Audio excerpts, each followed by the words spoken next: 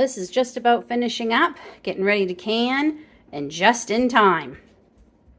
This leaf lard, pig lard, needs to come out of my freezer so I can start thawing it out, making sure any hunks of meat are all cut off of it so I can get this rendered down and into jars.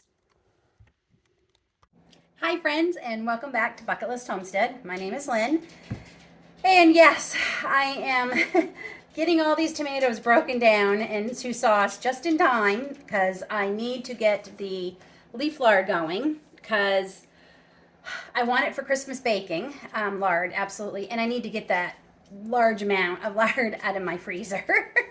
So I'm finally getting it done.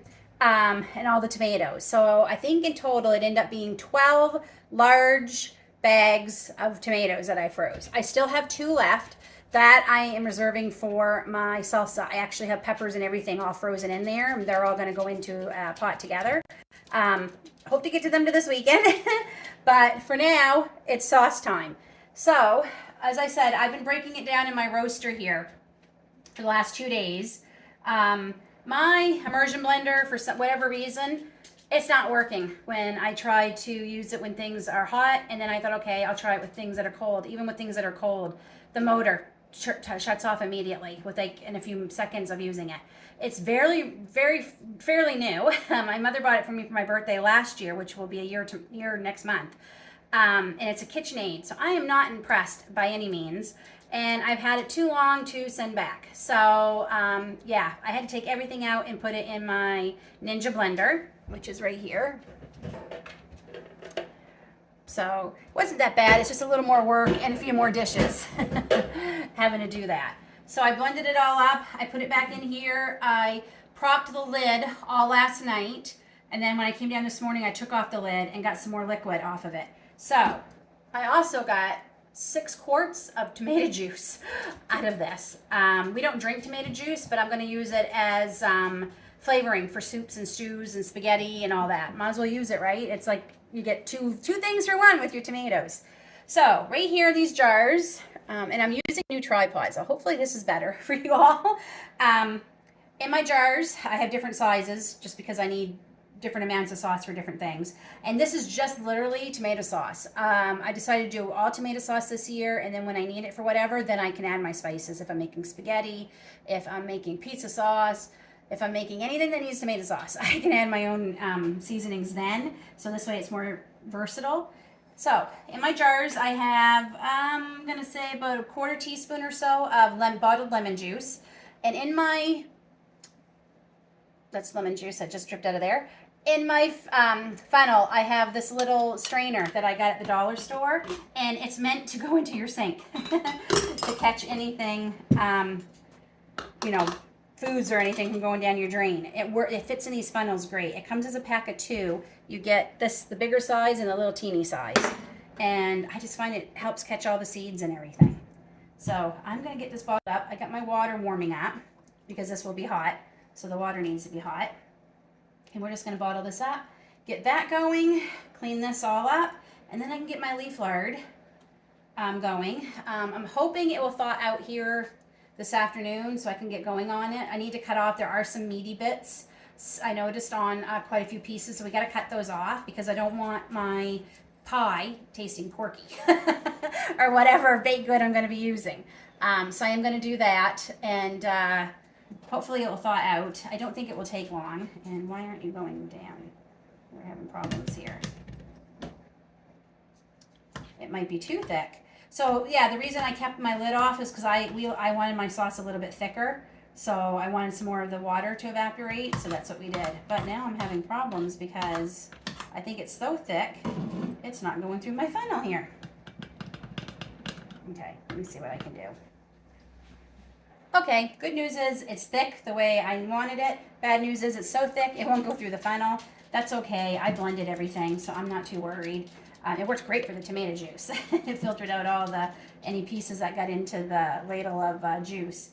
So I haven't been filming much this week. It's been a busy week though, which is funny. Maybe I should have filmed, but sometimes I don't know what to film. Like, I mean, do you really want to see me cleaning? Do you really want to see me organizing? I mean, maybe. I watch those videos of other people doing it.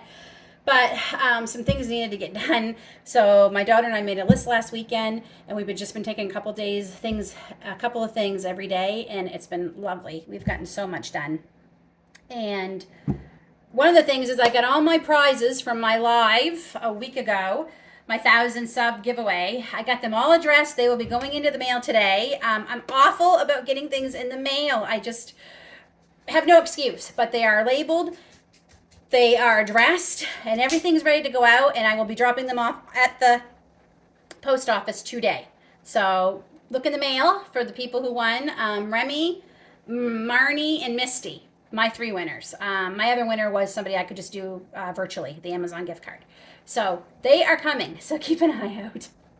So one of the benefits, too, I wanted to mention about freezing the tomatoes, the peelings come off like a charm. You run them under some warm water, they peel right off. You can leave the peelings on, absolutely, especially if you're going to be blending everything. I did that last year. I did that with a lot of my tomato products last year. So I thought, oh, I'll just blend them up.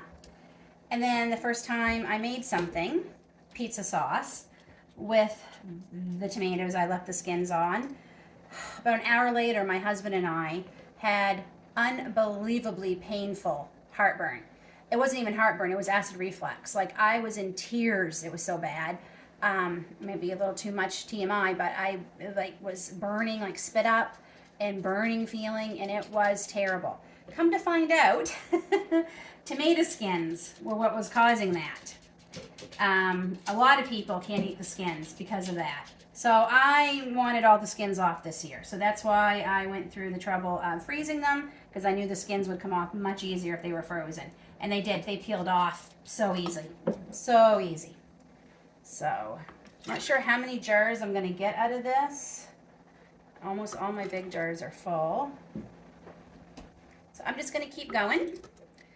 Get this in my canner, and I think it's 25 minutes for my quart jars and 20 minutes for the pints. I have to double check. Every year I have to double check. You think as often as I've done it, I would just remember. Part of that, though, is just nerves, making sure I get the right amount of time. So I will get these in the boiler, and then, or the canner, and then get this all washed up, and hopefully we can start breaking down that leaf lard. Well, I got 16 jars of tomato sauce. Majority are the quart jars, and I did a few pint jars. It's 40 minutes for tomato sauce, just like tomato juice, for quart, and 35 for pint. I'm doing them all at 40 minutes because I was able to fit quite a few of the quarts in 1 pint, and I'm doing it for 5 more minutes.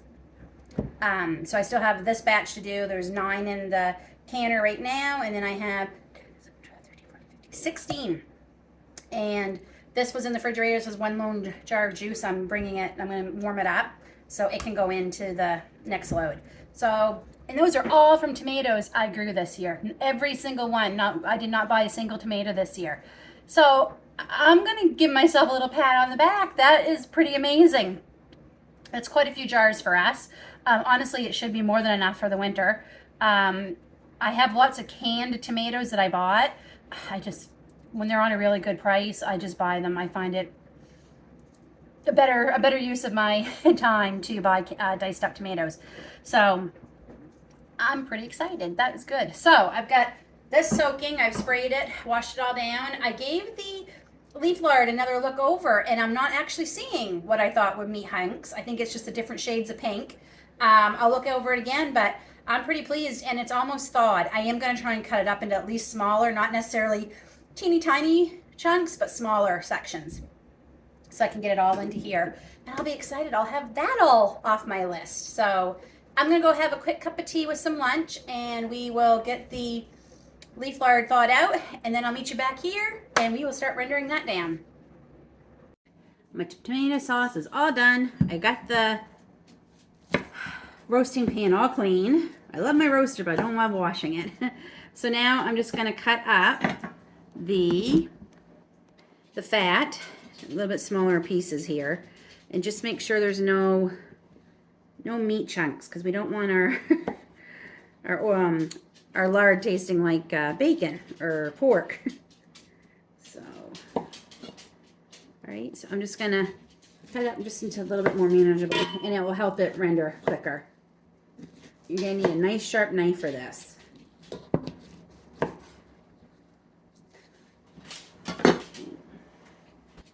See that? That's a little bit of meat, and I don't want that.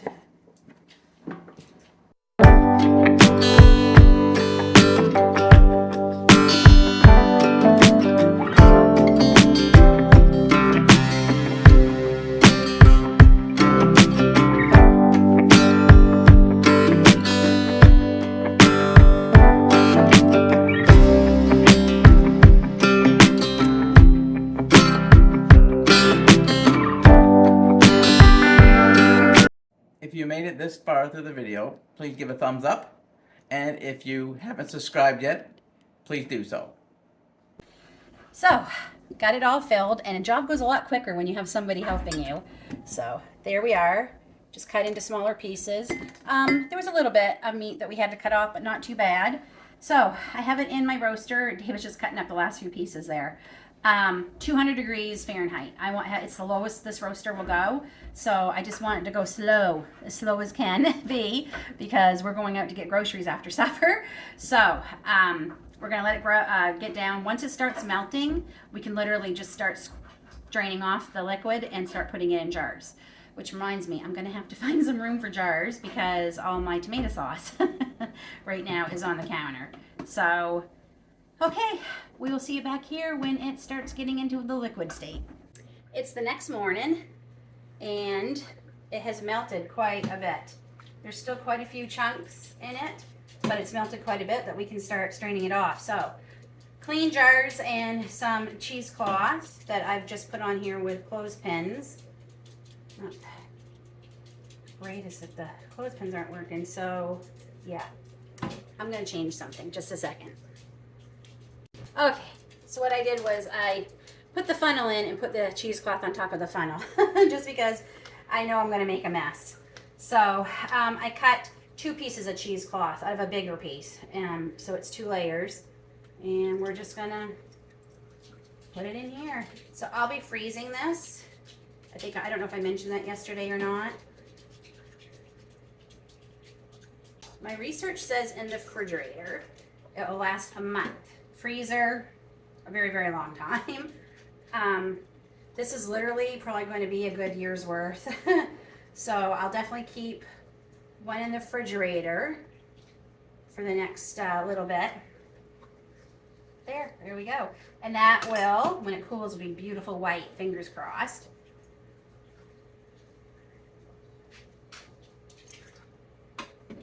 So I'll make sure these are very, very cool before I put them in the freezer.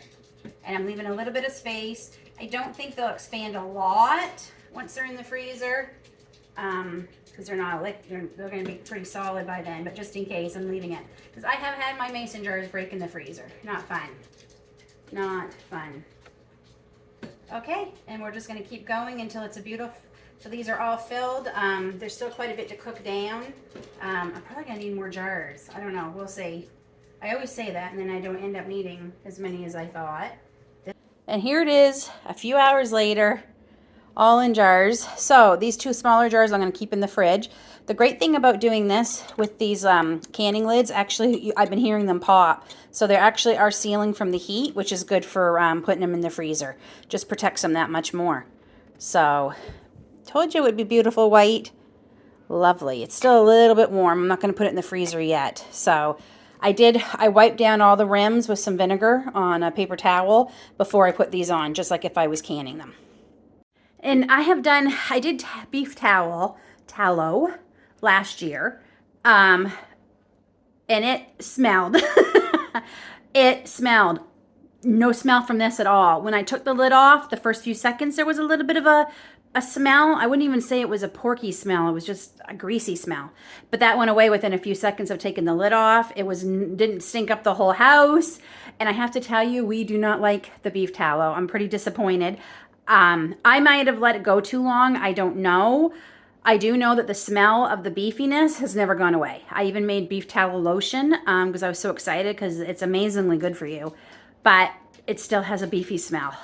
So I might have done something wrong, but any case, it's not going to go to waste. I'm going to make suet for the chickens and the wild birds this winter with it. So I am so excited to have all that. And I just thought I'd give a quick, so this was from what's called leaf lard. For those of you who don't know, it is the part of the fat that's like around the kidneys and things on the pig.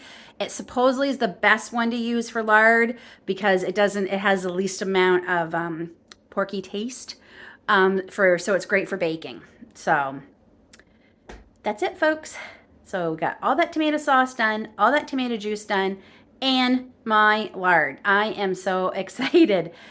Busy couple of days, but it's done. And I think the roaster is put away for a few. I hope you enjoyed this video. Thanks for watching. Until then, take care, God bless, be kind to one another, and we'll see you all soon.